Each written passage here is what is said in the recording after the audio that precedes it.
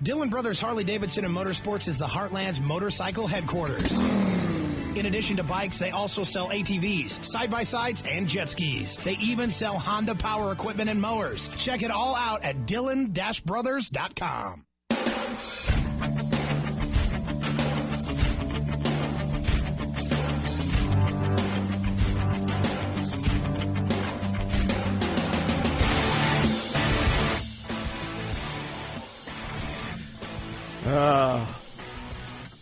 Number 26 is in the fold.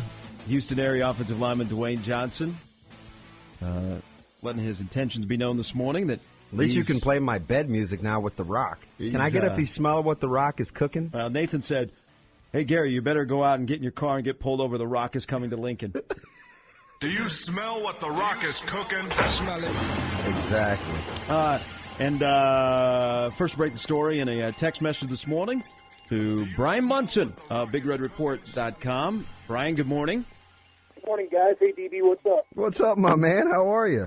I'm doing just fine. Hey, I hope you don't. I hope you don't get me in trouble. Now, some of those guys get mad if I talk to you because they like to claim they have rights to you. I want the world to know that you called us, but we're locking you in now. Well, here's the deal. I was on with your boys yesterday afternoon on unsportsmanlike conduct. Our apologies.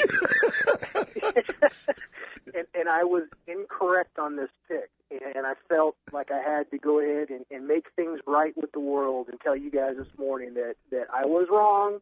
I predicted Dwayne Johnson was probably going to Arkansas, but I got a text message this morning from Trey Sissom, the head coach at Bel Air, Texas, that informed me that Dwayne Johnson had indeed committed to Nebraska this point.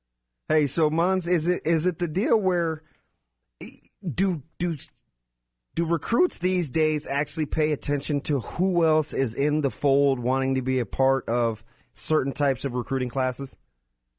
You know, I think that they do. Dwayne though is a guy that and I don't know if it's because he was one of those guys that really became very popular in the last few weeks of the recruiting process, and it was really more of a thing about where the best fit was for him based on the program and not necessarily about the class and who was there or who was in front of him. He was really making the decision based on truly what was the best fit for him, and because this is a class that as you guys know. They've added some offensive linemen, with Finnan and Condolo here in the recent weeks. You've already got Hannon in the fold. It's a class that's filled up on that side of the football, but I still think it's a class and it's an opportunity at Nebraska to come in there and potentially, work your way into a mix where I think the top two every week, at least for Nebraska, seems to be pretty fluid. I think Nebraska is still looking for some guys to come in there that are aggressive, and Dwayne Johnson is an aggressive offensive lineman. But didn't you think, Brian, though, that once his high school teammate committed to Bielema, that it was lock stock that he was going to Fayetteville as well? Well, it's definitely one of the things that I used as my personal barometer to say, hey, look, what are the things that are stacking up in Nebraska's favor? What are the things that are stacking up in Arkansas's favor? And once that chip fell, it just seemed like it was just a matter of time because it seemed like Nebraska's always wanted to get to 27 in this class, and I think they can still get there. I think that they're going to get Shaquille Vi tomorrow out of Bethesda, Maryland, the cornerback, and I think that brings them to that magic number of 27. But I had a hard time trying to figure out if they were actually going to be able to get there, based on my thought on Dwayne Johnson yesterday. But I think that this class is really, really, really a solid class altogether for Nebraska. Hey, Mons, was Alexander visiting this weekend in Lincoln? Do you know? You know what? You're talking about the safety from Booker T, right? Right. I tried to get a hold of Dominique a number of times. I called him on Thursday night. He was busy working.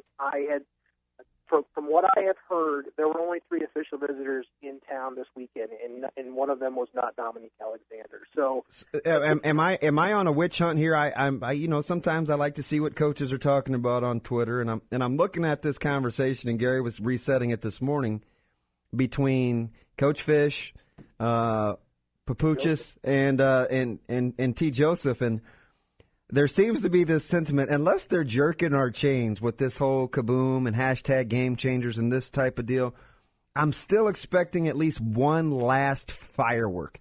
I agree with you. Am I crazy to think it could be a guy like Stringfellow? Wow, Stringfellow with UW there. From talking to my California guy in December, it seemed like Stringfellow had really gone ahead and recommitted himself to being a Washington commitment. I really struggled. One name that I threw out, I probably should have just, checked myself before saying it, but Andy Alexander was a guy. What about Toby Johnson? Was Toby Johnson potentially a guy? He was supposed to announce the other day. Is he a guy that potentially finds his way into the class?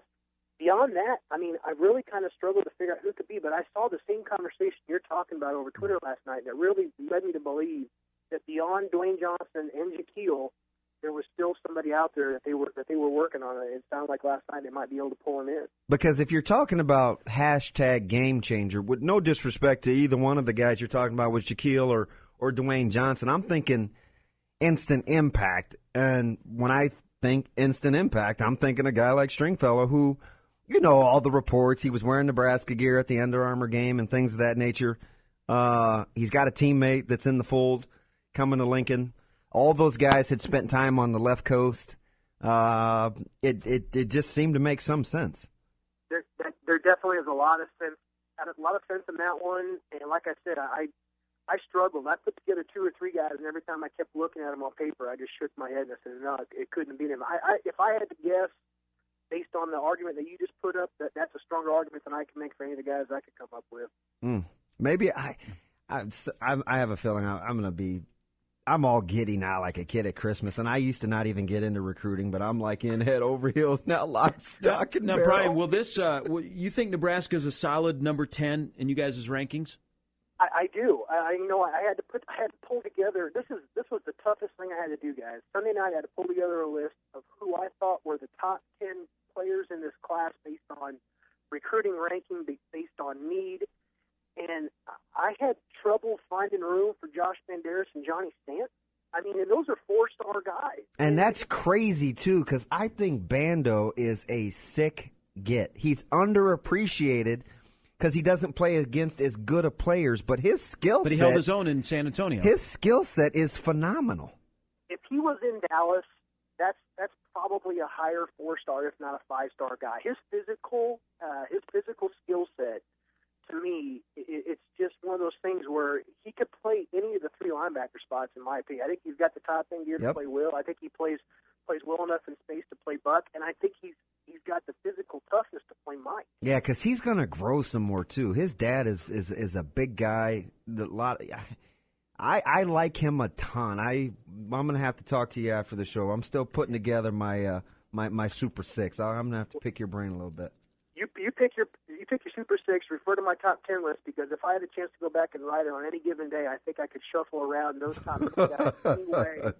Even though I think Randy Gregory is by far and away the number 1 guy, I think Finn is number 2.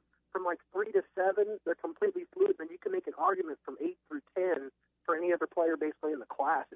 Hey, Munson, we were talking, Gary and I were just talking about Gregory and how the film is electric. He's an edge guy. He plays out in space. He gets after the passer. He knocks down all these passes. And before we were putting together our rankings, we were saying to ourselves, could you see Nebraska using him to play in that wide 9 or out on air in space, still accentuating what his skill sets are? Because that's ultimately going to be what's going to define his career, is how he's used. Because I don't see any clips of him taking on pulling tackles or getting kicked out by fullbacks or having to close on a down block or anything like that. I just get to see him playing in space. There's no question about that. In fact, I've made the statement before where this is a guy that could play at a 9, kind of trunked out, hand in the dirt, or if he wanted to roll, and a guy like Demaria Mixon, the commitment from this weekend, makes you maybe even think about maybe Nebraska's deciding maybe to roll in a couple more 3-4 guys, give a 3-4 look, because Gregory could be a walk-up 3-4 outside. Absolutely, if they get in some over and under and still stand in odd front, I that's true. I agree with you, but they would have to. It would have to be a not such a philosophical change, but it'd be quite a bit different from what they had hung their hat on in the past. No question. But I love Gregory. Gregory, to me, is a guy that Nebraska has nobody like him currently on their roster, and I think he's had a little bit of strength, but I think he's just one of those guys you get on the field and just tell him to pin his ears back and make plays. Hey, Bryan, good stuff, and I'm sure you'll have much more up when you get a chance to write it all up on BigRedReport.com on Dwayne Johnson being number 26. Hit me up on Wednesday morning, guys. I'll be up working bright and early. Hey, Appreciate it. Thanks, Bryan.